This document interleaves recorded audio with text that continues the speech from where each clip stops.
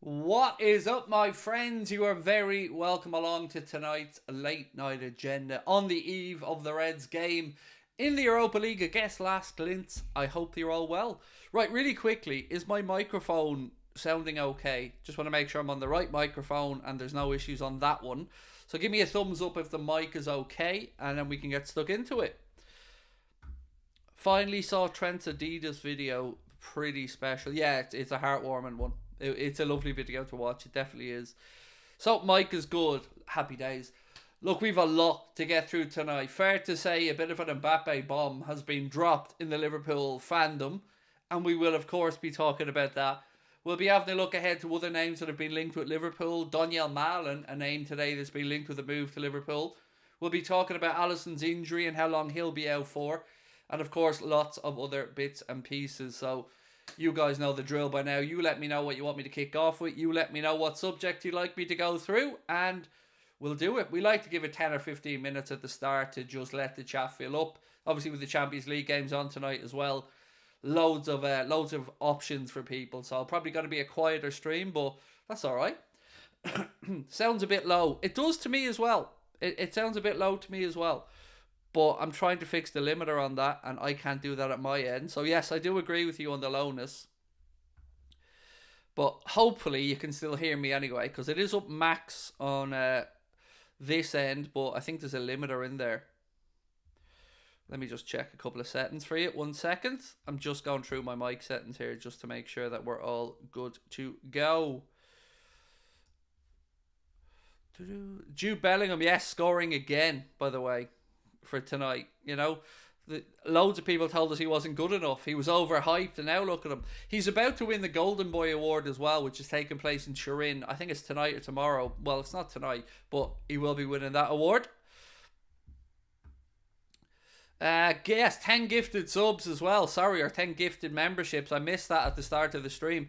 JC Galvanil, you big legend, has gifted 10 Anfield Agenda memberships. They went to Miroslav, to Finty, to Russell, to You'll Never Walk Alone, Aquas, to Sharkovic, to Ali Noose, to FPL's FAers, to Hoyang Kwang Nguyen, Rachel Taylor, and Luke Baker. Thank you so much for that one, mate. Arsenal 4-0 up as well. Wow. That's a big win for Arsenal tonight. But look, you expected them. They're going to top that group. Bit of a surprise score earlier on to see Sevilla beaten 3-2 at home by PSV Eindhoven. But look, the big news of today was the fun that we had on top of the league. So if you weren't with us earlier on, myself and Adam did a joint watch along of the Galatasaray Manchester United game on top of the league, and I enjoyed it very much. I wasn't enjoying the start of it. I wasn't enjoying when United went 2-0 up, but I very much enjoyed the outcome. Lee Ryan, welcome to Anfield Agenda FC. Lee Ryan very kindly taking time out of his busy tour schedule with Blue to come in and join us here. Thank you, Lee. Onana flop. Oh, would you stop? That's that. Was it the third goal?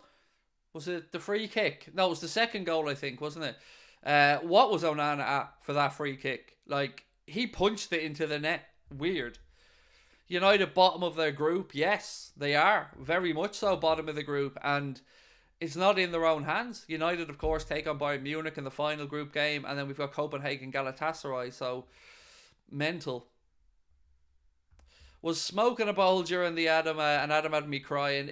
So much fun. I really enjoyed that. Yeah, I thought that was the best one we've done so far together. Your reactions on top of the league earlier were priceless. I'm absolutely here for United meltdown, said Boxed Will. Do you know what? Fair play to Adam, though. He took it well. He's a great sport. And that's why we want to show you guys that we can have a bit of fun on top of the league. We can take the piss out of each other, but in a respectful, enjoyable way. And Adam's a top lad, so really appreciate it. Can you give Adam a message? Unlucky, pal. He's doing his reaction shows at the minute, so I'll leave Adam be, to be fair, for the evening. But that United crumble job was exceptional. I know. I didn't see it coming. You know, when United went 3-1 up, I thought, that's it. They'll box this off. Maybe you'll get Galatasaray pulling one back. But it was a crazy game. And we spoke about Erik ten Hag a lot. I don't get his tactics. I don't get it at all. Bellingham scored again. Kieran, yeah. He's in a great vein of form for Real Madrid this season. If we do get Mbappe, who are we replacing in this season? Well, we can talk about that, and we will talk about that in a while, my friend. We could literally be contended for the Champions League if we were in it. I agree. If Liverpool were in the Champions League, I'd be looking around going, we could do this, but unfortunately we ain't. Mbappe would be huge wages, won't surely Real Madrid would give him more. So, look, let me say this, Ollie Red. If Real Madrid want Mbappe, he goes to Real Madrid. I'm not even going to come on here and try and say otherwise. If they genuinely have pulled out of the race for him, it's a different conversation. But if the option is Real Madrid or anybody else, I think, like all of you, he goes to Real Madrid. I'm not even going to push back against that. But if they are out of the race, and they have said they are, then somebody's got to do it. And I'll tell you why I think it could be us. Benfica 3-0 up against Inter Milan as well. Wow, João Mario hat-trick. That's a result I wasn't expecting. Last year's finalists getting beaten 3-0 at Benfica. As a goalkeeper, Craig, what do you think of Onana's performance? He's just not good enough for every night. Shocking. Like, what was he at with the second goal? The free kick from well, both of them. We look at the first one as well. Why did he take that step to the left? The wall deals with the left side. Onana's side was the right side. And just before Ziyech hit the first free kicks, he takes a step to the left and then just basically gives him that side of the goal. And it was ridiculous. It was terrible. The second one, though, somehow he managed to get even worse. And he pushed the ball. Wait, he put that way. Push it that way. Even if he had just let it hit his chest and just angled his chest, he declared it. Just really poor goalkeeping from Onana. Both free kicks were horrendous. Yeah, they were. Look, nothing he could really do. You never want to be beaten at the near post as a keeper, but it was a ferocious shot, to be fair. Ashley Dooley said, heard Rodri being complimentary on Liverpool before. Imagine him playing in our team. Yeah, he's very, very, very good, isn't he, Rodri? Let's, give credit where it's due. I don't have much time for Manchester City, but he is a very, very good footballer. What was the Man United score? It was 3-3, and a belter of a game. We had goals galore. I think our goal record on top of the league now is ridiculous. Ben sent it to me earlier on, right? We've done 4 games together on top of the league, and we've had a 4-all, a 4-1, a 3-0, and a 3-all. So what's that? 8, 13, 16, 22 goals in 4 games of watch-alongs on top of the league. That's crazy. So, let's get into the Liverpool news, and we'll give you the negative stuff first. We'll get that out of the way because, we're all concerned about that. But we'll give you the negative news, and then we'll get into it. So, Jurgen Klopp is going to have to be without Alisson Becker and Diogo Jota for the foreseeable. Now, it's not as bad as we feared for Alisson. He should be back for the Manchester United game on the 17th. Jurgen Klopp said this: both are out, Alisson and Jota. Ali is a little bit lesser, so we have to see, not day by day, but he can play tomorrow, i.e. Thursday, and he can play Sunday, so not the week after. He should be kind of okay. Diogo will take a little bit longer, don't know exactly, but it's a little bit more severe, so we have to see. So we're going to have Caoimhín Kelleher in goal for the next, well, I actually give you the list of fixtures that it looks like we're going to be relying on Mr. Kelleher for. 1 second, I have this list somewhere here in my notes. Let me just grab them open. I didn't save it properly. That's my own laziness. Where is it? I have a list of the games here somewhere. There we go. It's this one. So, last glints in the Europa League. We'll have Alisson missing for that one. Fulham in the Premier League on Sunday. Sheffield United away. Crystal Palace away. And maybe Union Saint-Gilloise in a kind of meaningless dead rubber in the Europa League. So, they're games that, with all due respect to Sheffield United and Fulham, if we did have to lose Alisson for a little bit of time, I think, they're the type of fixtures we'll probably feel a bit more comfortable about, because we want Ali for United. We want Ali back for Arsenal. We want him for those big games over Christmas. So I think, you know what, I'm okay with this news. I was fearing a lot worse. I gotta be honest, I was fearing that he'd be out for 5-6 weeks. So if it is just 10 days to 2 weeks, I'll take that as a win. You never want them out. You never want to lose Alisson, but it could have been worse. Craig, I'm dying to rock my Anfield Agenda jersey. Merch, take my money. Do you know what, Jonathan? I really want us to do a run of merch. I do, but I want it to be merch that you'll be proud of, merch that you'll be happy to wear, merch that you won't think you've been robbed. So I'm working on it. The team's working on it, and we hope to do. What we're trying to do is two ranges of merch. So an Anfield Agenda FC, i.e., like a jersey type thing, and just some funny t-shirts from phrases and stuff like that. So we'll get there eventually, mate. I promise you. But thank you for your kindness as well, mate. Really appreciate that. Mate, you're brilliant. I love watching you. Greatest Liverpool pod. Thank you, Sean. Appreciate it. It's been a brilliant month. A lot of people have been very complimentary, very kind. I think we're starting to get a little bit of traction across our channels now as well. I think you guys can see what we're trying to do with top of the league. It's been an interesting start, but it's been fun. And we're going to have plenty more games where myself and Adam do watch-alongs together. But tonight, let's just keep back focused on what's going on with Liverpool and what news we have. So, before we get stuck into the old choo-choo, because we are going to be talking Kylian, I want to just give you an update on a player who Liverpool have been linked with over the summer. And there's an article coming out today to say Liverpool are ready to move for £45 million Juventus target. Now, they go on to speak about Kefren Thuram of Nice. They say Liverpool were linked with a 22-year-old in the summer, but Tutto Juve claim Liverpool are ready to invest 45 million in the midfielder. See, I'm calling bullshit. And here's why. When I see these types of articles from Tutto Juventus as an example, what I read is, we're bigging up this player that we probably have a chance to sign, i.e. Juve. So we're bigging up this player and we're going to say Liverpool are in for him, because then when we sign him, it makes it look like such a bigger achievement for Juventus that they were able to lure a player away from the riches of the Premier League. If we wanted Kefren Thuram, we would have signed him in the summer. And if we go back in for a number 6 and he's the answer, okay, fair enough. I don't see it because he's not really a number 6. He's more of a box-to-box. But for me, that just screams of Juventus looking to bring in a midfielder and throwing our name around as another name who, of course, had been linked with a move from in the summer. So I don't think we're still in for Kefren Thuram. And I also don't think we'd pay £45 million for Kefren Thuram either. I think Liverpool would have been looking to do business about 10 million quid cheaper than that. Been here from pretty much day one, Craig. The little channel's becoming scary big, onwards and upwards.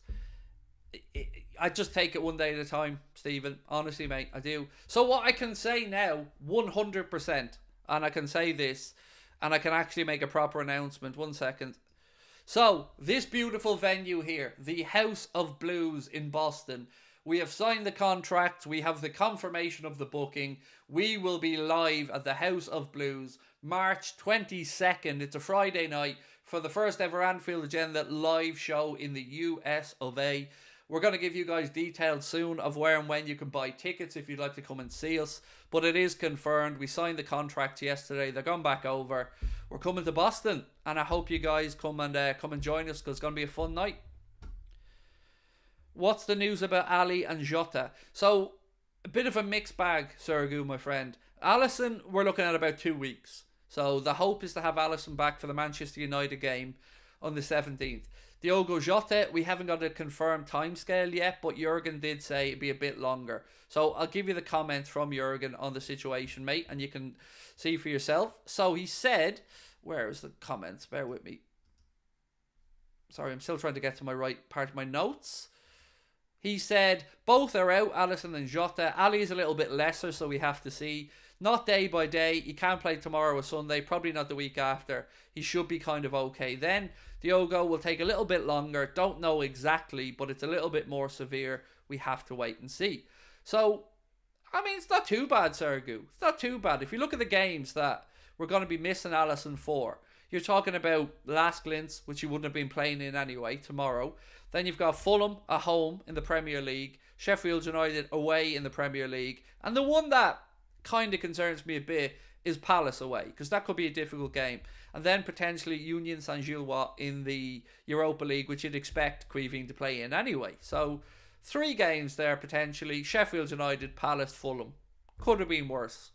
So let's just get behind Quivine and hopefully he can do his thing and we can pick up, because they're winnable games, let's be honest. With all due respect to Fulham, to Palace, to Sheffield United, we should be looking for maximum points there. Fulham is not easy. It's not, but at home, at Anfield, I'm comfortable enough with that one.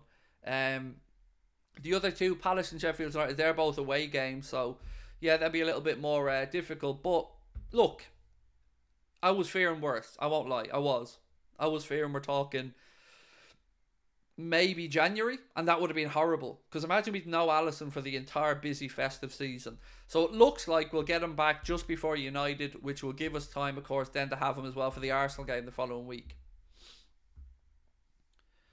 This Ali injury is going to show how vulnerable our defence is. Look, nobody can say it's not a knock to us. It is. You know, losing the best goalkeeper in the world will hurt anybody. Doesn't matter what team you are, it'll have an effect. But if we could handpick a group of games that we had to lose Ali for, you know, it could have been a worse run of fixtures. Do you think Kelleher will be under pressure? Yes, because I've got to be honest, as much as I'm a fan of Kylian, as much as I'm obviously a proud Irishman, I wasn't overly impressed with his last couple of performances in the Europa League. So I'm hoping we've a bit more consistency from Kylian. And maybe with a run of games like this, maybe it will play into his hands. What's the Mbappe links? Oh, okay then. I wasn't going to talk about Mbappe, but since as you asked so nicely. So look, there's a couple of stories doing the rounds today about Kylian Mbappe to Liverpool. The first one I seen was from Duncan Castles, who of course works for the Manchester Evening News, I believe. He said, Liverpool have begun exploring the financial and sporting parameters involved in persuading Mbappe to move to the Premier League under freedom of contract this summer. The Frenchman has admired Liverpool's football under Jurgen Klopp for several years. I'm not sure if he works for the same outlet or if he works elsewhere, but he's also credited. L'Equipe have been speaking about it as well. This is what L'Equipe have said. Liverpool will have a chance at signing Kylian Mbappe if Real Madrid pull out of the race due to the relationship between Klopp and the French forward, which they describe as being already there. So I've said it many times and I'm going to continue to say it. If Liverpool have a chance to sign Kylian Mbappe, I think we go after it. If Real Madrid are still in the race for Kylian Mbappe, I think he goes to Real Madrid. But if they are true to their word and don't go back in for him, I'm starting to think this is very possible. Very much possible. I really do. We've a little bit on Andre I want to go through on as well, so remind me of that. There was a little quote from a Brazilian journalist about Andre that I wanted to get back to. But look, I think it's possible. I do. Like, if Liverpool are looking at how it could be financially viable, and it's been reported by multiple outlets, you'd have to say somebody's briefing something. Have you seen the boys selling donuts? I feel that we will be having Mbappe. I think it's possible, but only if Real Madrid aren't in the mix. If Real Madrid want Mbappe, he goes to Real Madrid. Have you got any news on Conor Bradley? Yes, I believe he's coming back from injury soon. I don't have the story to hand, but I did glance over something earlier on that mentioned him on his way back. Surely Madrid will want to sign Mbappe, but who knows? Look, exactly. You think common sense, they'll want him. But if you look at it another way, so they've got Vinny Jr., they've got Rodrigo, they've got Endrick, they've got Valverde, they've got Bellingham. Their need is not for a wide attacking forward. Real Madrid's need is for two full-backs and potentially another midfielder. So if they're going to go after the kid from Bayern Munich in Alfonso Davies, my apologies, Alphonse Davies, that's going to cost them a good chunk of money. They're also after a right back, and that's going to cost them a good chunk of money. And I think they're going to go after a midfielder as well. So I don't know if it's financially doable for Real Madrid. I truly don't. But I also want to keep mentioning this one fact as well. They're an Adidas club, and I know it's not impossible for Kylian Mbappe as a Nike athlete to go and play for an Adidas club. But if you're Adidas, or if you're Nike, excuse me, you're going to want to keep him in the Nike family. You're not going to want to see him leave PSG, where they wear Nike branded stuff, to go off and play in Real Madrid in an Adidas white shirt. You're going to want him to come and stay in the Nike family. So you're going to do everything you can to probably try and make it possible for Mbappe to either stay at PSG or go to Liverpool. So let's wait and see. Trent is Adidas. Yes, he is. Boots. But Mbappe's been pictured in Nike stuff with France and with PSG for years. You know, jerseys, training tops, all that kind of stuff. Again, people talking about Trent and his contract with Adidas, that's a boot contract. Boots aren't very visible. When you see a picture of a player celebrating a goal standing there, you're looking at the jersey. You're looking at the Adidas branding there if you're a Real Madrid fan. So that's my point. You know, you might see, you might think about the Nike side of it. They're going to want to keep him in their family. And with the deal that we have with Nike, we have 30% of the shirt sales and stuff. So, look, it's huge numbers. And I'm not trying to sit here and say that it's 100% going to happen. But it's possible. And if Real Madrid back away, it's even more possible.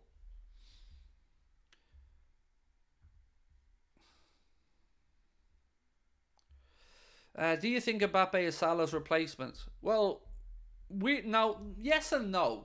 Like, I don't think he's a replacement in a like-for-like context because Mbappe likes to play on the other side. But if we lose Mo, and I don't want it to happen, but if we lose Mo, you're talking about our highest earner going off the books. So there's a space there for a big chunk of wages, image rights, and all this other stuff. And we've heard Rami Abbas Issa say that Mohamed Salah makes about £1 million a week. So if we're capable of getting Mo to a position where he's getting £1 million a week, I don't think it's that far of a stretch to think that you could get Mbappe to £1.5 million a week, particularly if we lose a big player. So if we lost Mohamed Salah in the summer, you would imagine it's because Liverpool have got about 100 million quid for a transfer fee. If we lose Diaz, as an example, you'd imagine Liverpool would have gotten about 80 million quid. So only then is it possible. Like, the dream scenario is you bring in Mbappe and you have Mbappe on the left, Salah on the right, and Darwin through the middle. Like, that's oh my god stuff. Like, that's can't believe what I'm looking at stuff. But I don't really see that as being financially viable. So I think a lot may come down to what Salah wants to do, and of course what Real Madrid want to do.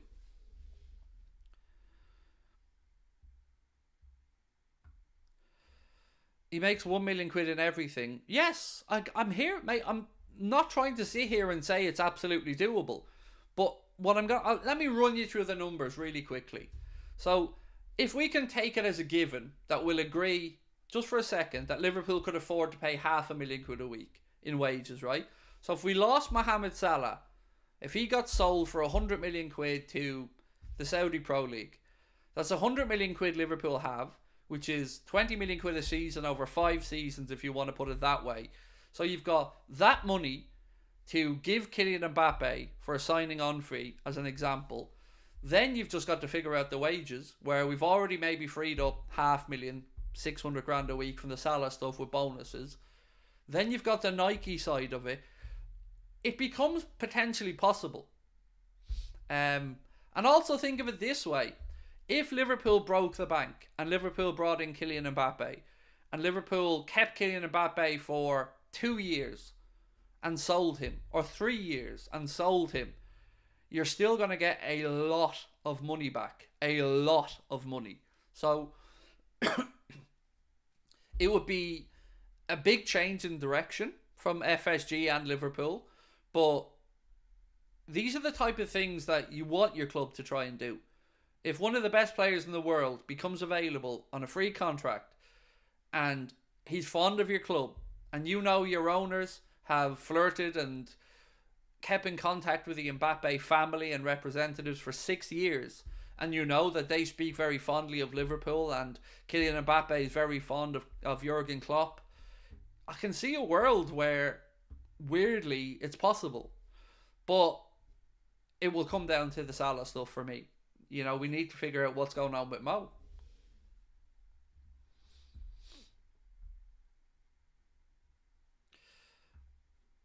Can you collab with Nathan Connor T? I've no idea who that is. No disrespect intended. I don't watch much YouTube stuff. Are you confident with FSG going forward? Said Roy. Roy said he's definitely not. They really don't have a transfer strategy, and sometimes they act like they don't have money. So I was very confused, Roy, when we were willing to spend the money on Caicedo.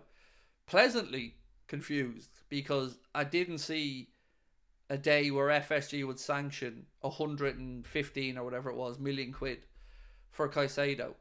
But they did. Now, he went to Chelsea. That's another conversation. But they've shown their hand. They've shown that we're able to do that. And yes, we've brought in Ryan Gravenberch and we've brought in Wataru Endo since that move. But it shows that there is a possibility of us doing it. And that for the right player in the right position, they might go big. And that's kind of why I'm so, not confident on Mbappe, but why I'm optimistic that it's possible. Because you don't spend 6 years keeping that channel of communication open for no reason. Why would you? Like, these are busy people we're talking about. So, I don't know. Let's just wait and see. It all comes down to Madrid. That's going to be the answer here. If Real Madrid make a play, I can't see him going anywhere but Real Madrid. Can Klopp make Kylian more palatable? Said Rabadan. Look, so what I would say is, I totally understand concerns about Mbappe. I have them myself. But I've been around long enough to know that public perception of a player's persona can often be different to the reality. So I believe that if Liverpool tried to sign him, that Jurgen would have gotten the information he needs to say that he wouldn't be a distraction, that he wouldn't disturb the dressing room. So if we got to that point, I'd be satisfied that he wouldn't be an issue, because I don't think Klopp would allow that dressing room to be pulled apart like that. What are your opinions on the Everton point deduction? I think it's very harsh, Jeff.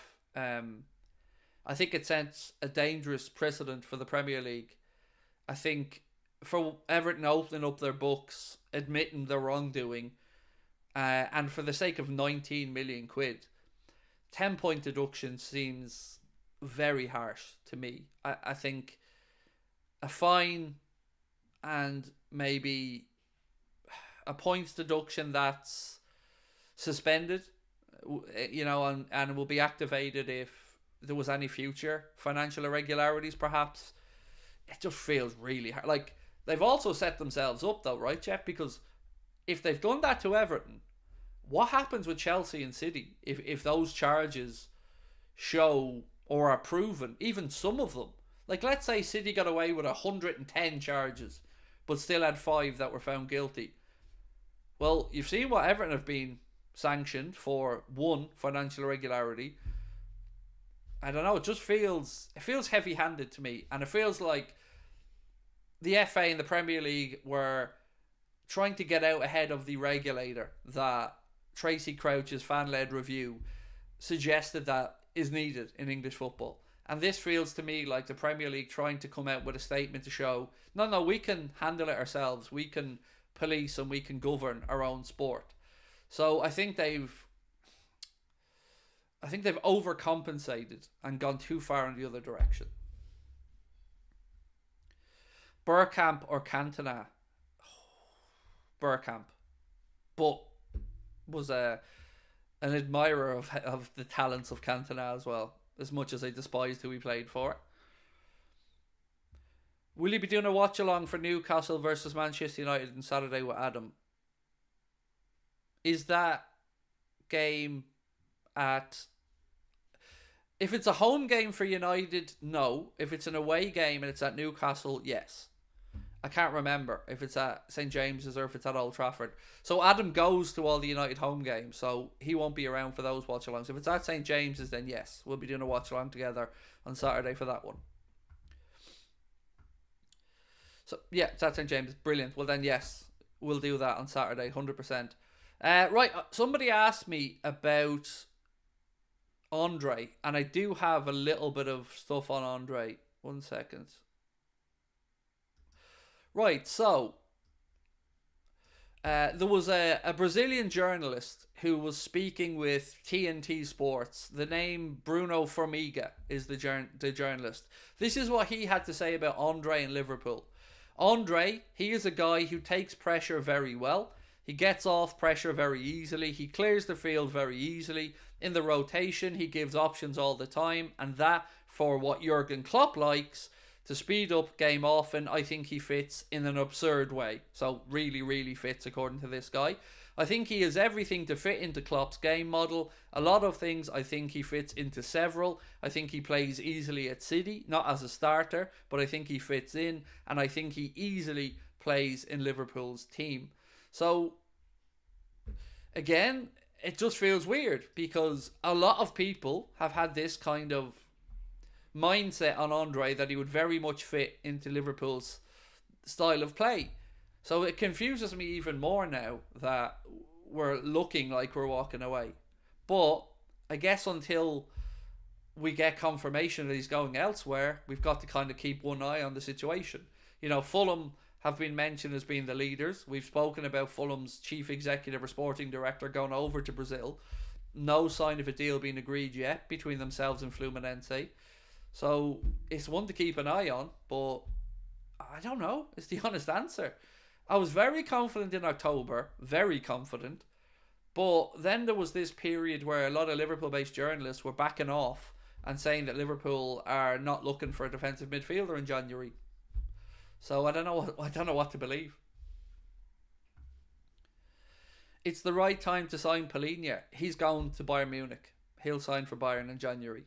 There was kind of an agreement, even though that deal fell through at the last minute. If Fulham get a replacement, which is what they're trying to do, that João Palhinha will finish that move and will end up going to Bayern. Is there a watch along for Man City versus Tottenham on Sunday at 4:30? No, there isn't. I don't think. Or is there? Give me 2 seconds and I'll tell you. I've got all the games listed on my phone that we're doing watch alongs for, so bear with me.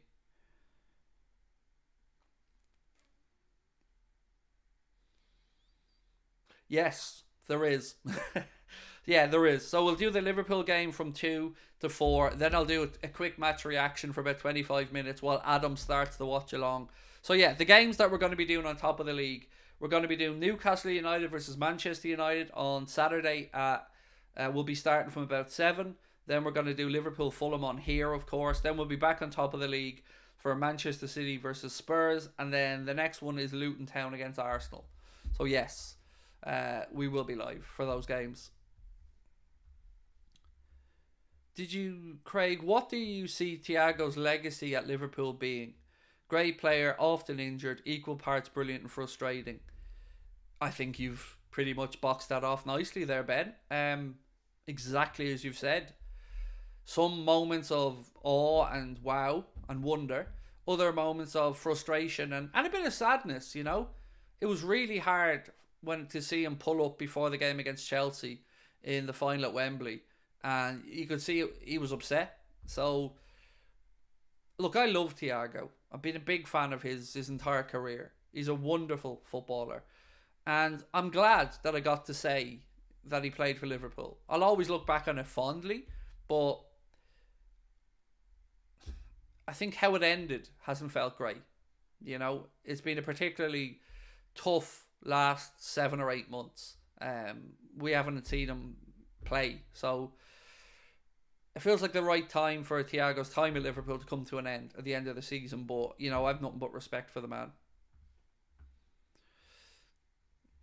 Yes, the Gunner awaken. I'm the fool, not L'Equipe, who are suggesting it, or every journalist in Europe that's suggesting it. I would suggest, True Gunners Awaken, that you're the fool, because you don't have half the information that I have.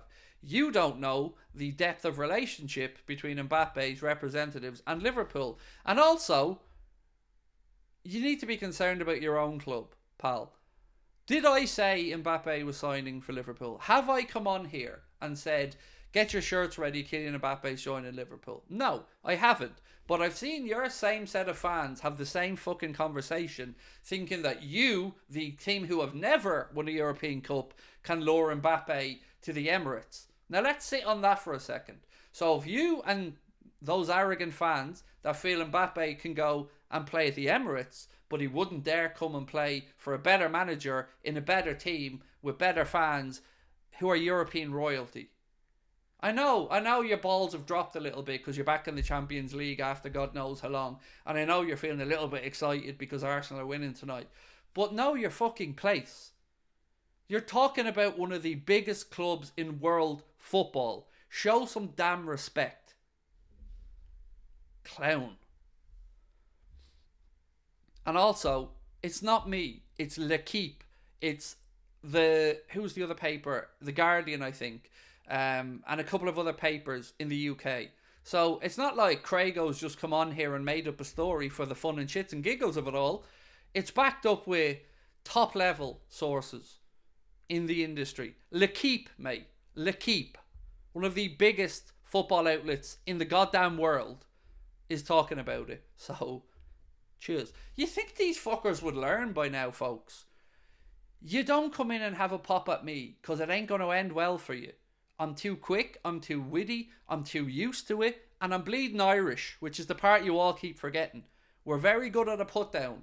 So, next time you feel like your balls are going to drop a little bit, mate, just stay where you are, because know your role, know your level. You're not here. There's a reason I'm sitting in this chair, and you're hiding behind a fake account. Do you know what I mean?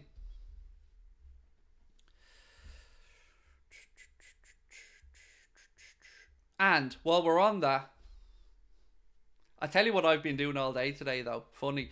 I've been sending just gifs of all aboard and choo-choo to everybody I know about the Mbappe stuff. Loved Adam's reactions to Galatasaray's goals. Look, Adam was a great sport today. It was tough for me the start of that watch-along. I won't lie. When I see Bruno Fernandes scoring a worldie to put them 2-0 up after Garnacho scored, I'm thinking, oh, this is going to be a long night. This is going to be a long night. But true to form, Manchester United showed up and Onana reverted back to type. He had the 5 minutes of being a hero with the penalty save at Old Trafford. Now he's back to the Onana that we're all recognising the United shirt. Arsenal fans are delusional, said Danielle. So here's the thing, right?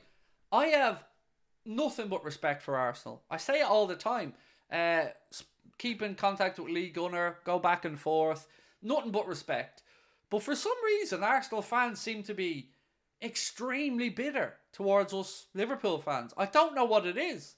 I don't know why, but I agree with Danny. There are some weird levels of delusion there for a club that, you know, haven't really been at it for the last few years and don't really have a history of big European nights and stuff. It's weird. Like, I have respect for Arsenal. I really do.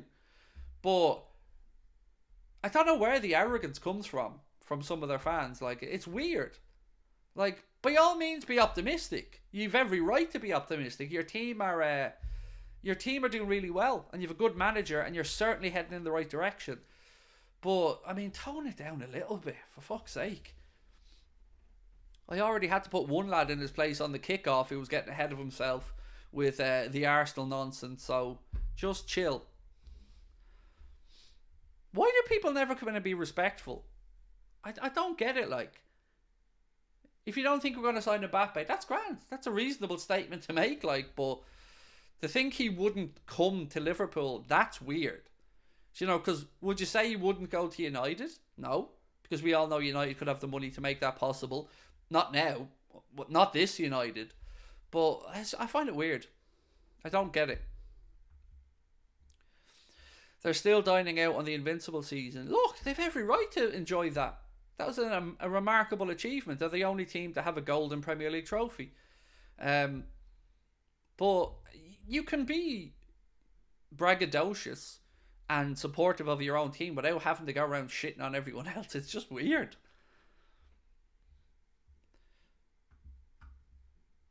2-all. Oh, 2-all. Napoli. Do you know what? I looked at both of the starting 11s in that game, and I know Madrid have injuries, but they're not overly convincing. So I've got a question on that actually. Is Osimhen injured? Because he's on the bench. He wasn't even starting tonight for Napoli.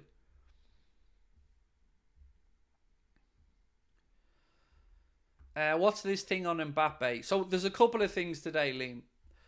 L'Equipe put out a story that said, I'm getting my notes here for you, mate, 1 second. L'Equipe said, Liverpool will have a chance to sign Kylian Mbappe, but only if Real Madrid pull out of the race, which I'm absolutely fine with and I agree with. But the important part of this, and the part I've been trying to say to everybody for a long time, is that the relationship between Klopp and Mbappe is already respectful and there.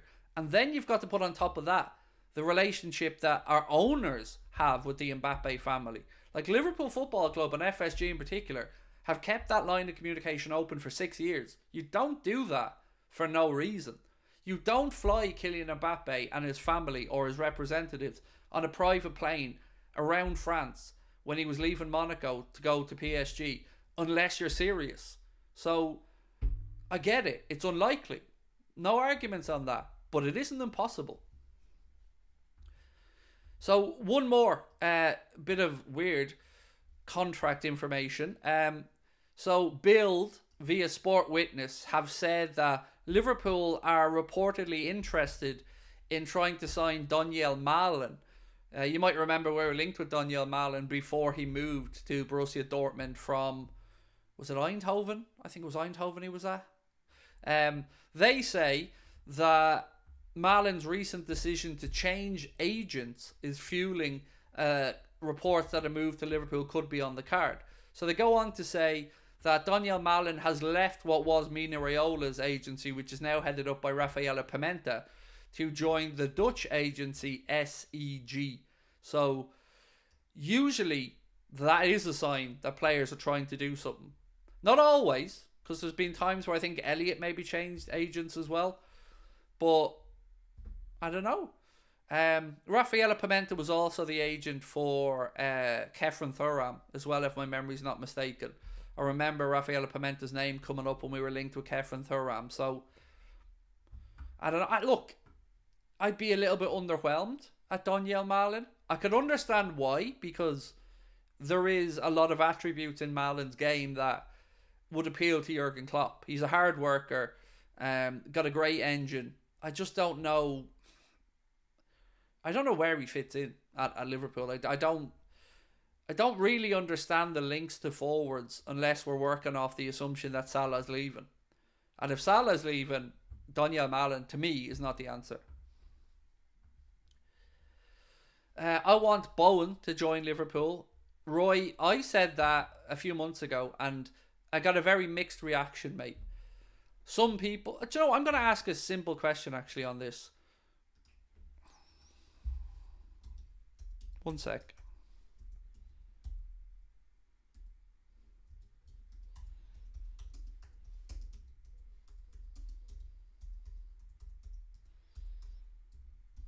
So I'm going to ask a simple question, right? Is Mbappe to Liverpool possible? So you can say yes or no. It's a simple one up there. But to get back to the Jarrod Bowen quote, mate, I've said for months that I'd very, very happily have Jarrod Bowen at Liverpool. Like, really happily. Some people understand where I'm coming from and agree. Some people disagree. And that's sound. Look, we're football fans. This is what we do. We all like different players. We all have different versions of what we think would work and doesn't work. But I've always been of the mindset that Jarrod Bowen's underrated and that he'd do a great job in our team under Jurgen Klopp. Not Mohamed Salah good, but then again, who is? Bowen is not shy. I don't get this. It's weird to disrespect him that much. He mightn't be your cup of tea. You mightn't think he's good enough. I'll give you that. But to say he's shit, he's not shit. Jared Bowen's a good footballer.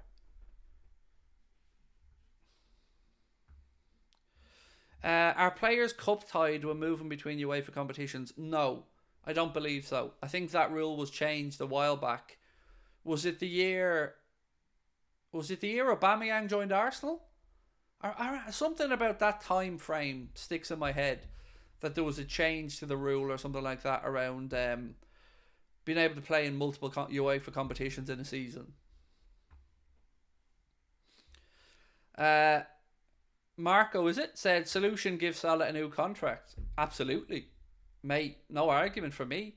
I've said this many times. I think Mohamed Salah, you could give him a 2-year extension, meaning he'd have 3 years to go. I'd be all over that. Yeah, for me, and I think most of the chat, that would be no problem. But unfortunately, as we sit here, there's no reports that Liverpool are trying to do that, or maybe it's one of these situations where we wake up one day and we just get the news and we're all like, wow, Jesus, didn't see that coming. And hopefully that's the case. But I don't know, I just get the feeling FSG look at it like this. Mohamed Salah's been brilliant. Mohamed Salah's return on investment has been second to none. And what he's done at our football club will go down in folklore, and rightly so. But they'll also look at it and think, that front three of Mane, Bobby Firmino, Mohamed Salah have been broken up at a profit of what? 30 million euro to Liverpool? Not profit, but just as a return. Bobby went for free. Mane went for about 30 million quid. And Mohamed Salah, if Liverpool let him go for free, that you can't let that happen. So it's going to be one of two things. Sell him this summer and get your 80, 100 million, whatever you can get. Or you have to get to the negotiating table and give him a new deal. What we can't allow is next season to start and there'd be no resolution. Because then it gets really worrying. Because then we're going to have a whole season of, where's Salah going to go? Just like what happened with PSG and Mbappe, where they basically froze him out for a little bit at the start because he was refusing to sign an extension, or to trigger the 1-year extension clause that was in his contract. So I feel like this summer we're going to find out one way or the other what happens with Salah. Craig, would you rather Salah signs a new deal or him leaving and us getting Mbappe? Honestly, when I think about the answer to this question, I have to frame it in this way. If you asked me, Craig, do you want Mohamed Salah to get a 2-year contract extension and stay at Liverpool for 3 years, or Liverpool to bring in Kylian Mbappe for the same 3-year period and then lose him elsewhere, I'd say Salah. But if you said to me, Craig, Mohamed Salah goes and you bring in Mbappe, and Mbappe stays and fulfills his contract to 4 or 5 years, then I'd say Mbappe because of the age difference. That's the honest answer. My preference, keep Salah, but you got to take into account Mbappe's age in this as well versus Mohamed Salah's age. So I have to answer it like that, because if I can't just say one or the other, because I think it needs context. Is it possible, or excuse me, it's possible, but would break the club, locker room would suffer. Would it though? Like, I don't know if it would. Like, imagine you're at Kirby and you report back for pre-season training and you walk into the changing room and there's Kylian Mbappe, a World Cup winner, a most likely future Ballon d'Or winner. I think you look at that and go, we mean business. You don't look at that with jealousy, or these are players who will know about Mbappe, who will know what he will bring. And I actually think Liverpool will be a good environment for Mbappe. I don't think he destabilised the changing room. I don't think Klopp would allow it.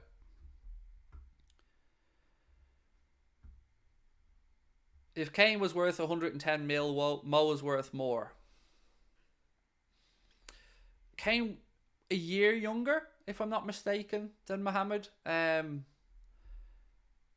it's also who buys him, you got to have a willing buyer. And We know that Saudi would probably pay 100 mil for Mo. Is there a European team that would pay that? Well, you got to look around. Barca haven't got the money. We wouldn't sell him to another Premier League club. Real Madrid have their fingers in other pies.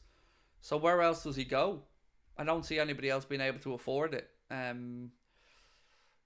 But these are good problems. Like, we're sitting here having this conversation about, oh, will we have Mbappe for a while or Salah longer? If we get either of them, if Mo signs a new deal, brilliant. If we lose Mo and get Mbappe, brilliant. You know, it's win-win stuff. I bet McAllister doesn't get that respect and he's a World Cup winner. I bet you he does. Did you not see the welcome home Brighton gave him, by the way? When he came back after winning the World Cup at Argentina. He got a lot of respect in that Brighton dressing room and at that football club. I feel Mbappe will either end up with us or at Bayern Munich. I don't think, with all due respect to the Bundesliga, I don't think it's a good fit. Like, I can see why Kane went, because Kane needs silverware for his career. Kane, for him to finish his career without trophies it'd be an absolute shame. So he's gone there thinking, Bundesliga title, probably a good shot of pushing on for a potential Ballon d'Or push as well, especially if, let's say Kane smashes the German goal scoring record. Bayern Munich go deep in the Champions League with Kane, and England, for some reason, win the Euros. Then you're talking about Harry Kane as a potential Ballon d'Or winner. Genuinely. So, I can see why Kane went there. I don't know if Mbappe has the same... Okay, the word desperation is probably a little bit harsh here. But the same need to try and get silverware. Because, you know, he's won some stuff already in his career. A World Cup. Multiple titles in France.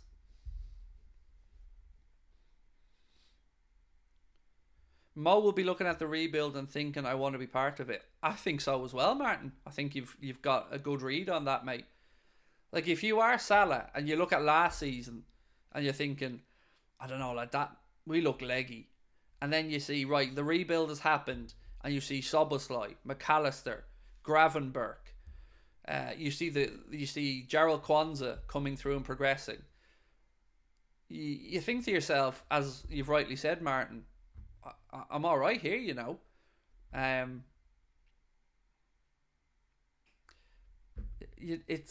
Look, I wish we had the answer to what's going on with Mo now. I wish we knew, because it's very nerve-wracking. Because, you know, you got this player, he's scoring loads of goals, he's breaking records, we all idolise him and love him, but I'm almost holding back a little bit of that adulation, because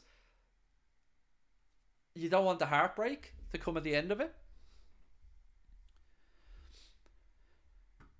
The contrast between a player like Mo and a player like Coutinho, Mo is loyal to us and I love it.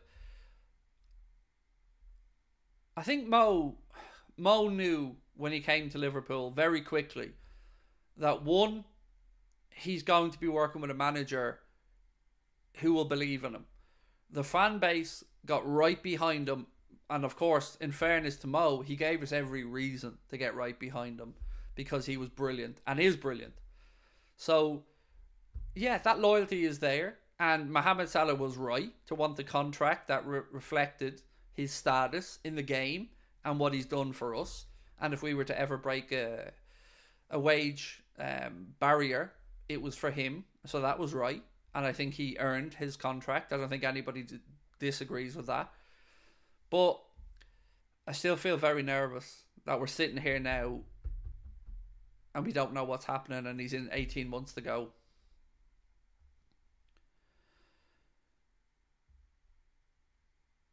If Mbappe comes to Liverpool, I'll pour 2 cartons of milk over my head. It ain't going to happen.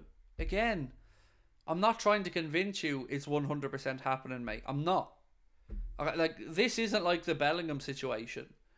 For Bellingham, I had information. I had very credible reasons to say what I said. I have nothing on Mbappe. Nothing. I don't know anything you don't know. But I'm just trying to explain how it's possible financially. and how it's possible from a sporting perspective to attract Mbappe.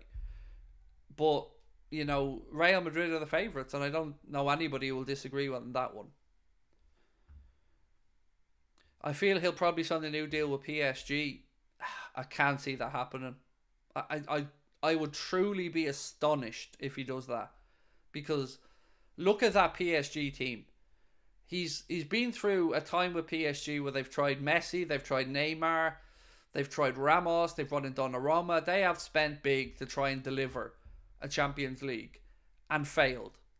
Now it's the opposite way. They're almost stripping away the superstars and trying to bring in young, hungrier type talent. And even that's not working great. They looked a shambles against Newcastle. Like, yes, you can say they created a lot of opportunities, but they didn't look like a team. So I don't think the guilt tripping is going to work with Mbappe this time. Because last time they really put it on thick. You had the French president and all coming out talking about it. But PSG haven't matched his ambition. So I think I'd be amazed if he signs at PSG again. Didn't Real Madrid pull out? They've briefed the media, and it's been reported by some pretty big Madrid fan channels and pages that yes, Real Madrid have walked away. But they also said that at a time where I think PSG were almost threatening to sue them or to go after them for tapping up Mbappe. So I don't know if they distanced themselves publicly to maybe prevent a lawsuit or prevent a case coming against them, or if they're being genuine. I still find it hard to believe that they don't want them. I'll believe it when I see it, kind of thing. If Madrid don't go for him and we didn't, where the hell can he go? That's another question that sometimes I think people forget, Mr. Palmer. Where else is he going to go? Realistically. Chelsea? Potentially. I could see a world where Mr. Bowley tries to make that happen. I think they've even been linked previously. City, I don't think he's going to want to go there because he won't want to be playing in League One in 2 years' time when they get thrown out. Hopefully. Bayern, maybe, but I don't think that's going to be enough of an attraction for him. Newcastle could be an interesting one, yes. If Newcastle really roll the dice. But here's the thing. Newcastle need to make sure they qualify for the Champions League.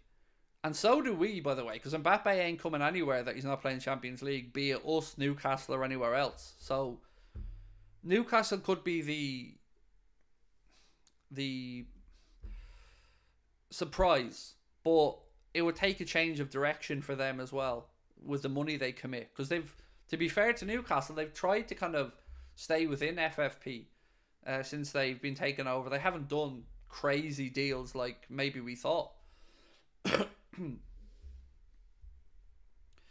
Man City, Haaland to Madrid. Yeah, the problem with that is Madrid have already made a promise to Endrick that they won't sign Haaland. Again, this isn't my wording, but it was reported at the time that Endrick agreed to leave Palmeiras to come to Real Madrid on the agreement that they don't sign Haaland. So if they're true to their word on that one, then they ain't going to go for Haaland.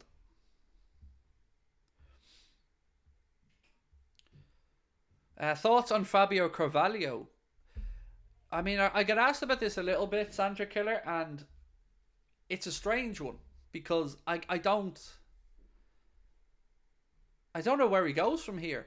You know, he's not exactly. I expected a lot more of him going to Leipzig. I expected him to have a far bigger impact. I actually thought that the Bundesliga would really suit Fabio's talents, but between Dani Olmo and the other bits of competition there, he hasn't really been able to become a mainstay in that Leipzig team. So I don't think there's going to be clubs queuing to buy him off us, but I don't see him coming back to us unless something drastic changes, because it just feels like I hate to say this, but it feels like there was a falling out somewhere. You know, you see some of the kind of snidey posts on socials and tweets that he liked and stuff like that. It feels like there's something we don't know. Who is your current preferred midfield? Exactly as you've written it, Ben. Exactly as you've written it, mate. McAllister, Gravenberch, Szoboszlai. That's the one for me. That's what I would consider our best midfield trio. Craig, think a bit about it. Mbappe, you'd have him, Sané, Gnabry, Coman, Muller. I don't think it would work for them. Well, they're trying to tie Leroy Sané down to a new deal at the minute. And I know Liverpool's name gets bandied about a bit with Leroy Sané, but I think everybody believes he'll sign the new deal and stay at Bayern. If we sign Mbappe, we'll have to give him the number 7 and sell Diaz to Barca. I mean, I can't say that hasn't thought or hasn't crossed my mind, mate. Because I'm sure he would want the 7. And as we know, Lucho's our number 7. How much do you reckon we'd get for Carvalho? 15 to 20? Yeah, I feel like 15 to 20 is probably a reasonable fee.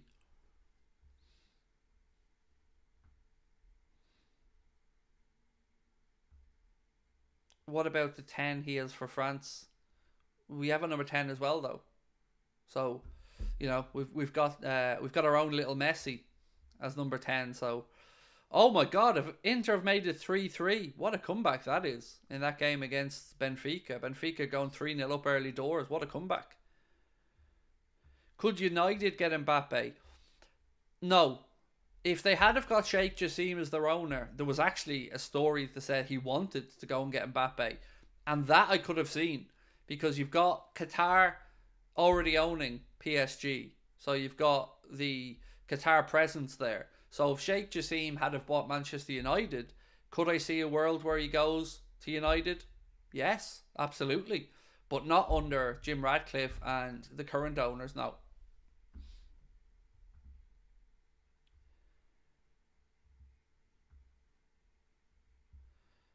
I've just seen your Obama song. Onana, I think you probably mean. I don't even remember. Like, sometimes people say these things to me. I don't even remember what I said about the Onana thing tonight. Honestly, I can't remember what I said about him, Chris. Ben said, United are already right up against it with FFP, and Mbappe would ruin them financially. Elianusi from Copenhagen is a baller. Onana was shocking. He was awful. Awful. Like, awful. Like, bad. So let me quickly go back over a few things. I want to give credit to Mace, one of the people in our Discord group, for this, because there was an article or a segment on Sky today where they were talking about the horrendous list of injuries that Spurs have and players who were out for Spurs and, the sympathy and all this stuff.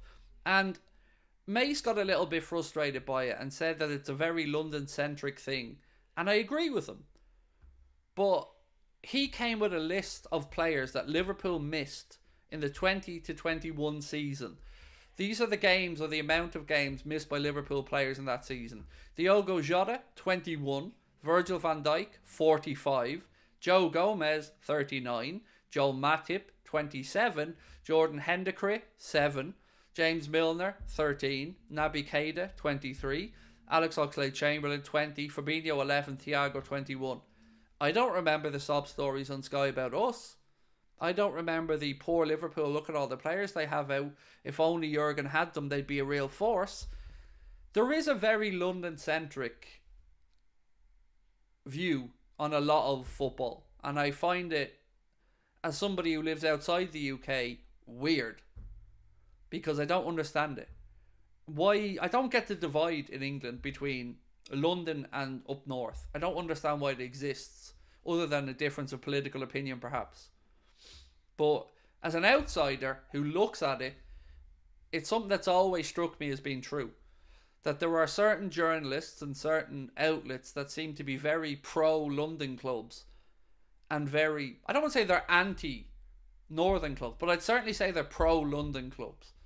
Even when you look at the reporting around Caicedo, it was almost like there was a certain group of journalists who were adamant that he has to go to Chelsea. Like, couldn't dare go up and play for the Scousers. Has to be in London. I find it all weird.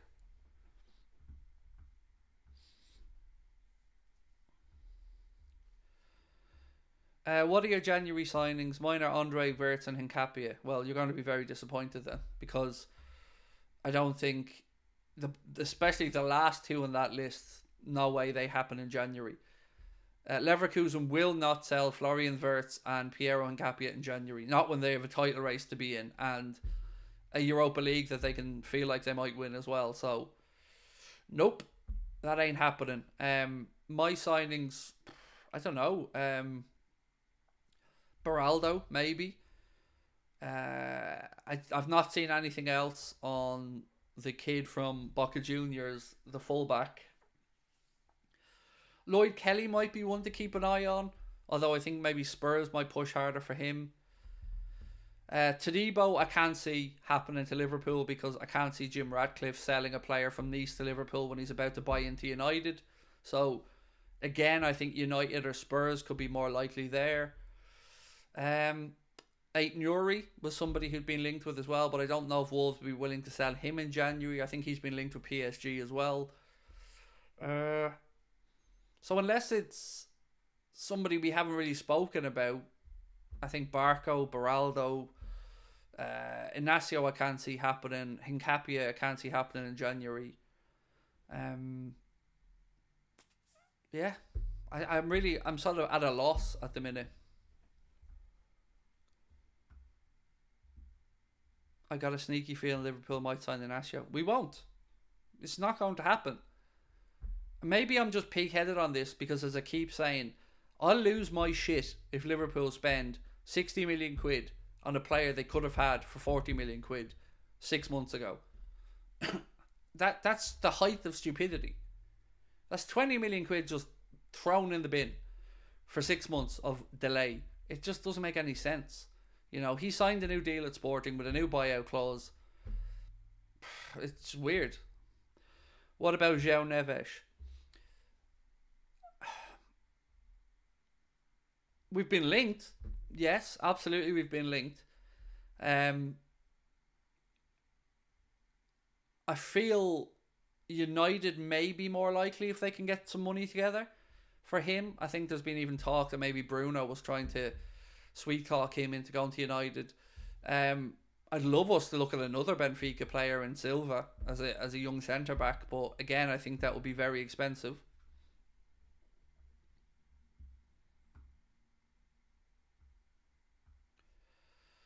What are your thoughts on Yusuf Fofana from Monaco? Bit of a wild card, but he's about the same age when we got Fabinho. I don't think he's good enough. In all honesty, I don't. I'm. If you want the honest answer, I'm at a loss as to why we're not just signing Andre. I really don't get this one. He feels like a good fit.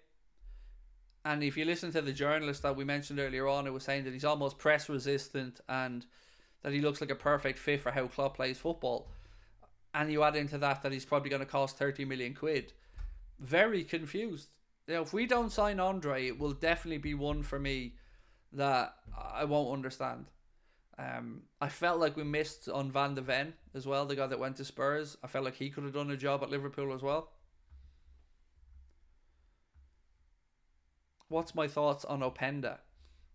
Don't know enough about him. I can't say I've watched Lewis Openda that much. I know he scores quite a bit because I remember when he was playing for Lens, he used to pop up when I had bets on goal scorers quite a bit. I know he scored a couple against City, was it, for Leipzig? But I'll need better sources than Sasha Tavolieri before I'll start thinking that that's possible. And I also don't know enough about him. That's the God's honest answer. I know of him, but I can't sit here with a good conscience and say I've seen him play live much.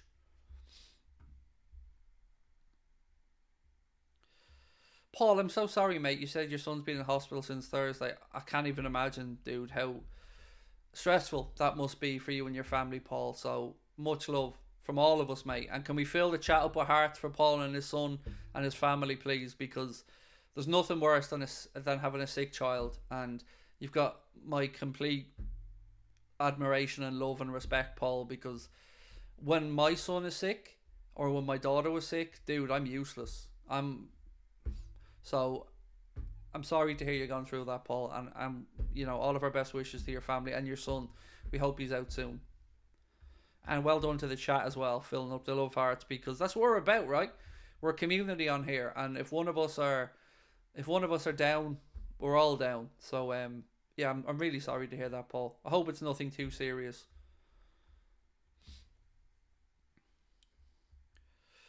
What about Kamara? The Villa, the kid from Villa, is that the same one?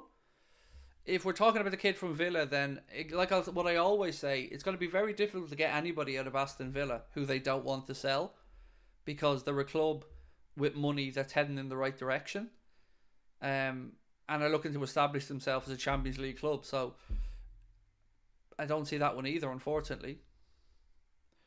What's your opinion on Stephen Klopp? The Twitter account. I don't know much about it. I'm not on Twitter, so I know of the account because I've seen screenshots of it, but I'm not on social media, mate. I don't have a Twitter account. I'm not on Instagram. I've even deleted TikTok. We still have a TikTok account, but I'm not on any of them, so I don't know. Right, my friends, I'm going to call it a night, and I'm going to go. It's been another long day today. I've been on with Adam since earlier on, and now on tonight, so I'm going to go spend some time with the family.